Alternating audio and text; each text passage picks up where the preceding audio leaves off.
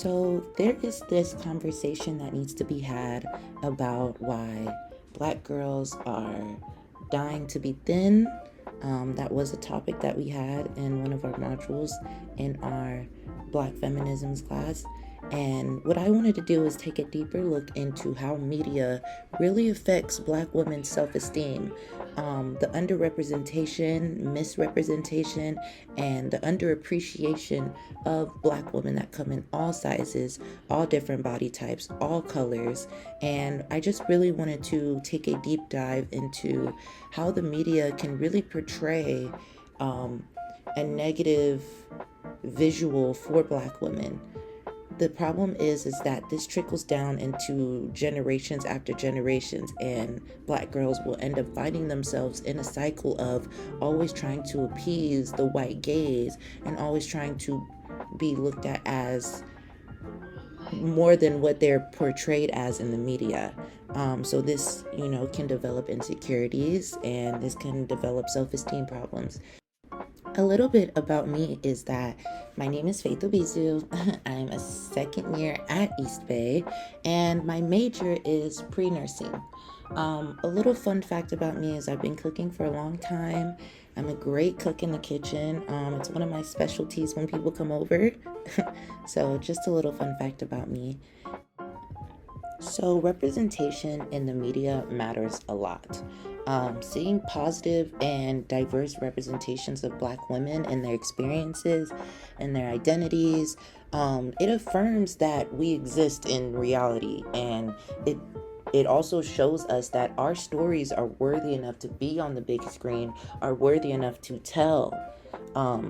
So when that gets misrepresented, and when those stories to tell aren't accurate or aren't in depth as a black woman can be, then it can be very frustrating to see, or it can be very frustrating for a black woman to see in the media. So some of the representations in the media that portrays black women are black women can be frequently portrayed as hypersexualized or feisty compared to their white women, and also compared to their white counterpart. They're also seen as less likely to be in leadership and positive roles. Another thing is that black women are usually forced to adhere to Eurocentric beauty standards, which means that they usually have a lighter complexion, usually have a straighter nose, not as big as a wide nose, and usually they'll be more likely to have a straight, light, curly hair. There's not a lot of dark skin representation in the media. Queer women are not represented in the media as much. Recently it has been better, but these are just some of the things that can adhere to black women's self-esteem, not being able to really see the diversity and the growth and different angles of being a black woman. So going back to Eurocentric beauty standards, colorism does play a big part in the white gaze, and the media frequently ignores dark-skinned black women to favor light-skinned women as their idol of beauty. So a lot of black women feel like they're not beautiful enough to just be dark-skinned. They have to be dark-skinned with this, and that, just to compete with a lighter counterpart. So the perception is that lighter skinned black women are more valuable, and they're seen as more feminine, and they're seen as more desirable socially. So that can have a impact on black women, making them feel inadequate and inferior to their lighter counterparts, thus contributing to a cycle of black people being put against black people. Simply, we are all black and we are all beautiful. Another thing in the media is that hair politics, right? So women who typically have a 4C tight coiled hair texture are not likely to be represented in the media as somebody who has a looser 3C hair texture. Also, black women who usually have 4C hair texture are often seen as straightening their hair in the media. So a lot of the media kind of reinforces this idea that 4C hair is not manageable and 4C hair is not presentable, which can cause discrimination in workplaces, cause discrimination just doing basic things like going shopping. So giving that protective styles are our safety net as it comes to girls with 4C hair, it's definitely hard to see that because you don't really see a lot of natural hairstyles in the media as well.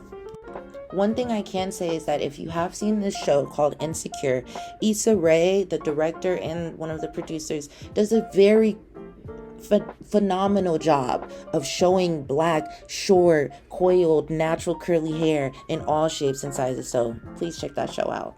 So, in light of how black women are beginning to realize how they are portrayed in the media, there's been a lot of body positivity and self love groups that have been formed. This also helps black women teach self acceptance, get rid of the traditional Eurocentric ideas of beauty, and love oneself for who one is. So one of these some of the honorable groups that are mentioned are Black Girl Magic, another one is Brown Skin Girl, and another one is Melanin Poppin'. And these groups have really helped reshape some of the black women's minds about loving themselves and being the black woman they know they can be. So I feel like these groups are really positive, and joining some of them will definitely help reshape your mind about how you look at media. Speaking about that, so through a number of methods, black women can develop media literacy and empowerment. They can take part in classes, workshops, or online tools that help understand and analyze media messages.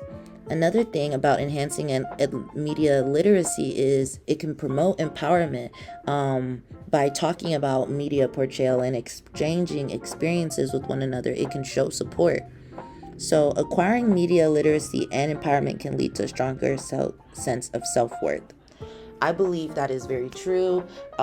Being able to understand that these are just agendas pushed to us to make us not love ourselves. So you have to understand that this is an agenda and somebody does not want you to love yourself as much as you can be.